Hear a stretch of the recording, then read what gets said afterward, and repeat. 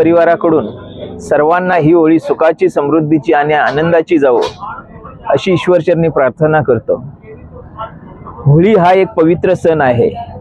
होळीच्या निमित्ताने आपण आपले जे नैराश्य असेल, दारिद्र्य असेल, ते होळीच्या पवित्र अग्नीमध्ये दहन करून एक नव्या उत्साहाने, नव्या जोमाने आपण आपल्या कामाला सुरुवात करतो। खरोखरच आपण आपल्यातील सर्व दारिद्र्य, नैराश्य होळीच्या अग्नीत दहन करून आपण सर्वांनी एक नव्या जोमाने, नव्या उत्साहाने आपल्या कामाला सुरुवात करावी।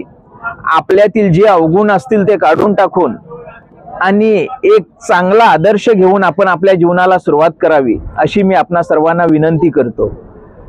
तसेच धुळीवंदनाचा दिवस खरोखरच जर विचार केला तर एखादा माणूस जर बघितला तर नैराश्याच्या ग्रस्तेत असतो।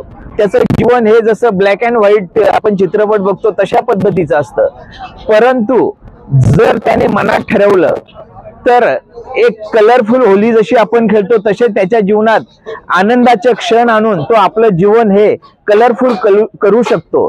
म्हणून आपण कुठलंही नैराश्य असेल, आपल्या जीवनात कुठलीही कमतरता असेल ती बाजूला ठेवून समाधानाचे जीवन जगा।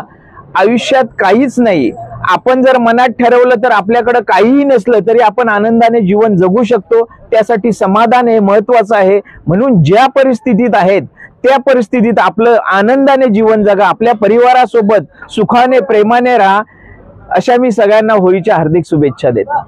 हॅपी